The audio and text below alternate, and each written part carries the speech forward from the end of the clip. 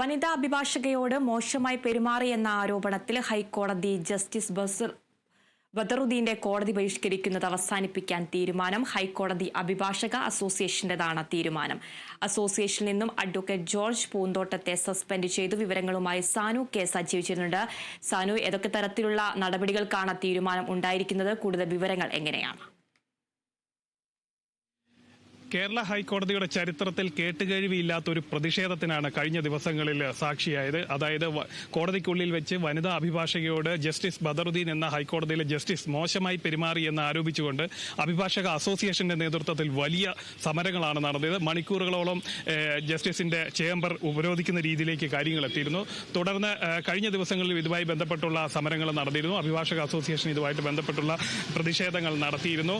ഇന്നലെ ഈ justice Badaruddin chief ജസ്റ്റിസിന്റെ ചേംബറിലെത്തി ഖേദം പ്രകടിപ്പിച്ചിരുന്നെങ്കിലും പ്രതിഷേധം അവസാനിപ്പിക്കാൻ വേണ്ടി അഭിഭാഷക അസോസിയേഷൻ തയ്യാറായില്ല. ഇന്ന് എന്തായാലും അഭിഭാഷക അസോസിയേഷന്റെ നിർണായക യോഗം കൂടി ജസ്റ്റിസ് ബദറുദ്ദീനെ ബഹിഷ്കരിക്കുന്ന നടപടിയിൽ നിന്നും പിന്മാറാൻ വേണ്ടി തീരുമാനിച്ചിരിക്കുകയാണ്. അതായത് കോടതി നടപടികളുമായിട്ട് സഹകരിക്കുമെന്ന് അഭിഭാഷകർ അറിയിച്ചിട്ടുണ്ട്. അതുപോലെ തന്നെ ഇത്തരം ഒരു പ്രതിഷേധം മുൻകൂട്ടി അറിയിക്കാതെ, അതായത് ഈ പുറത്തേക്ക് അറിയിച്ചതിന്, ഈ കോടതിക്കുള്ളിൽ നടന്ന പ്രതിഷേധം പുറത്തേക്ക് അറിയിച്ചതുമായി ബന്ധപ്പെട്ടുകൊണ്ട് അഭിഭാഷക അസോസിയേഷനിലെ ഒരു അംഗത്തെ ഇപ്പോൾ പുറത്താക്കാനും തീരുമാനിച്ചിട്ടുണ്ട്. ജസ്റ്റിസ് ബദറുദ്ദീനെ കേരള ഹൈക്കോടതിയിൽ നിന്ന് മാറ്റണമെന്ന് ആവശ്യപ്പെട്ടുകൊണ്ട് സുപ്രീം കോടതിയെ സമീപിക്കാൻ അഭിഭാഷക അസോസിയേഷൻ തീരുമാനിച്ചിട്ടുണ്ട്. എന്തായാലും കോടതി ബഹിഷ്കരിച്ചുകൊണ്ടുള്ള നടപടികളെല്ലാം അവസാനിപ്പിച്ചിരിക്കുകയാണ്. ബദറുദ്ദീന്റെ